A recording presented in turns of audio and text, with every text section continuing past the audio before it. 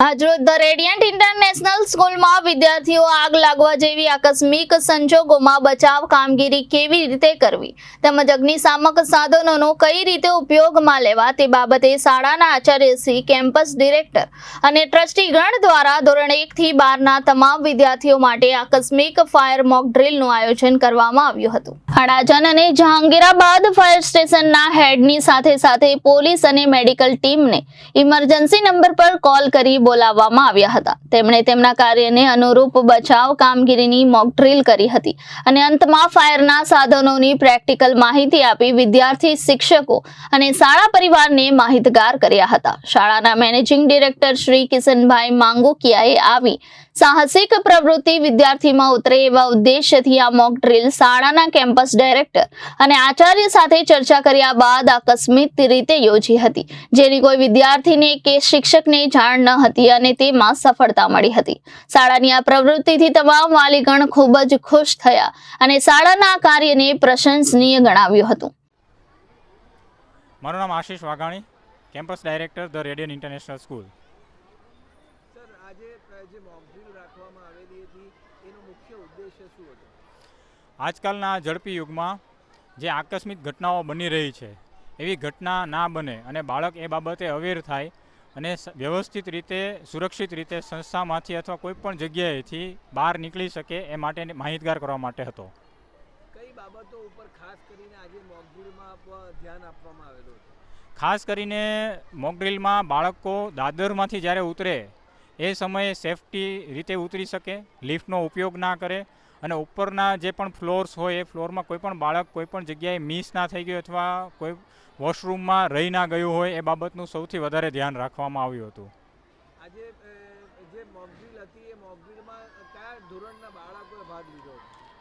આ મોક ડ્રીલમાં આપણે પહેલા ધોરણથી લઈને 12મા ધોરણના બાળકોએ ભાગ લીધો હતો।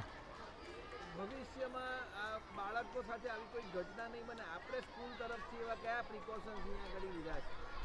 ભવિષ્યમાં આવી ઘટના ના બને એટલા માટે આપણે સંસ્થામાં બધા જ પ્રકારના ફાયરના એક્સટિંગ્વિશર્સ છે, ફાયર સેન્સર્સ છે અને એના માટે આવી મોક ડ્રીલ આપણે અવારનવાર વર્ષમાં 1 થી 2 વાર કરતા રહેતા હોઈએ છીએ। એ છતાં પણ આપણે જે આપણી પાસે એક્સટિંગ્વિશરની બોટલ છે જેમાં 2 મહિને 3 મહિને આગ લાગી હોય તો એને કઈ રીતે બુઝાવી એ ઉપર પણ આપણે ટ્રેનિંગ આપતા હોઈએ છીએ બાળકોને। અને સિક્યુરિટી ગાર્ડ છે, પ્યુન છે, માસી છે અને શિક્ષક છે એ લોકોને પણ આ બાબતે અવેર કર્યા છે કે આવા સમયમાં, આવા સંજોગોમાં પેનિક ના થતાં શાંતિથી અને સૂઝબૂઝથી કઈ રીતે કામ કરવું એ માટેની માહિતગાર કરીએ છીએ।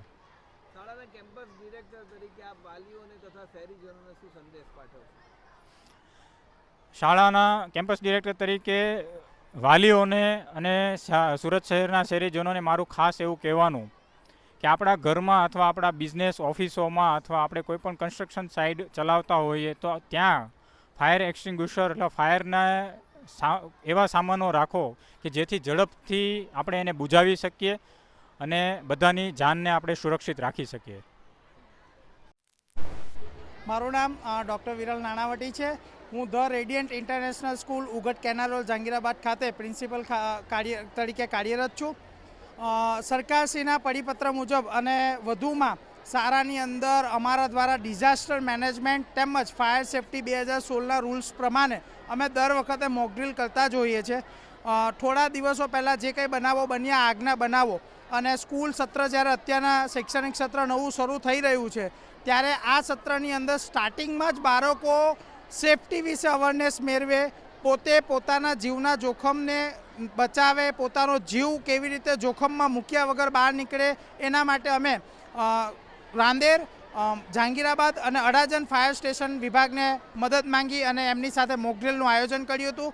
ખૂબ સારો રિસ્પોન્સ રહ્યો।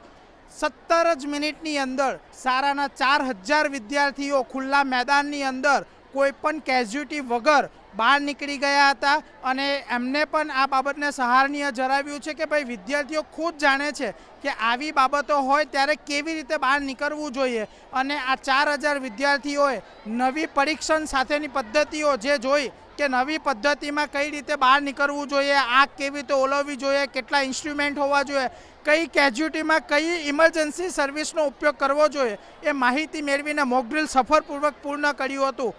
આ માટે શાળાના management trustee Shri Kishanbhai Mangukiya, campus director Ashishbhai Vaghani એ છેલ્લા કેટલાક દિવસોથી આવું રજૂઆત કરી રહ્યા હતા કે આવી મોકડ્રીલ ખરેખર કરવી જોઈએ.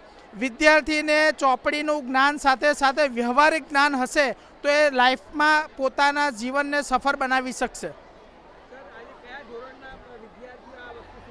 સર, આજે પ્રી પ્રાઇમરીથી લઈને 12મા ધોરણ સુધીના બધાને જ આ શીખવાડ્યું, કારણ કે અકસ્માત કોઈ ધોરણ જોઈને કામ નથી કરતું. એટલે દરેક વિદ્યાર્થીને આજે કોઈ પણ જાતની ચેતવણી આપ્યા વગર, કોઈ પણ જાતની માહિતી આપ્યા વગર સીધું ફાયર અલાર્મ વગાડ્યું. અને વિદ્યાર્થીને ખબર હતી કે ફાયર અલાર્મ વાગે એટલે મારે કઈ દિવાલ, કયા દાદરથી બહાર નીકળવાનું રહેશે. મારું નામ કૃપાલસિંહ પ્રજ્ઞેન્દ્રસિંહ સોલંકી છે. હું ધ રેડિયન્ટ ઇન્ટરનેશનલ સ્કૂલમાં ધોરણ 11માં અભ્યાસ કરું છું. આજે તમારી સ્કૂલમાં મોક ડ્રીલ હતી એવું આપને ખબર હતી? ના, અમે જમીને આવ્યા ને તો જમીને હજુ ક્લાસમાં ગયા લેસન કરવા માટે, એવું નોટ એવું કાઢ્યું તો એવું જ એલાર્મ વાગ્યું. તો પહેલાં તો ખબર ન પડી, પણ સર આવ્યા કે એવી રીતે આગ લાગી છે એટલે અમે બધા પહેલાં શાંતિથી, સરે જે મતલબ કે જે હિસાબે કીધું હતું એ હિસાબે શાંતિથી આવ્યા, નીચે આવ્યા અને ગ્રાઉન્ડમાં ભેગા થઈ ગયા બધા. નીચે આવ્યા ત્યારે કેટલા વિદ્યાર્થીઓ એક સાથે નીચે આવ્યા અને ત્યારે તમને કેવો શરીરમાં ગભરાટ હતો? એવો ગભરાહટ નહોતો, પણ સ્કૂલ મેનેજમેન્ટ પર પૂરેપૂરો વિશ્વાસ હતો કે સ્કૂલ મેનેજમેન્ટ કશું જ નહીં થવા દે. પણ તો પણ પેલી એક બીક તો જે લાગે જ છે કે સમજી શકો છો તમે. આપ જ્યારે નીચે આવ્યા, આપને આજે ખબર પડી કે મોક ડ્રીલ છે, તો આ મોક ડ્રીલની અંદર શું શું શીખ્યા?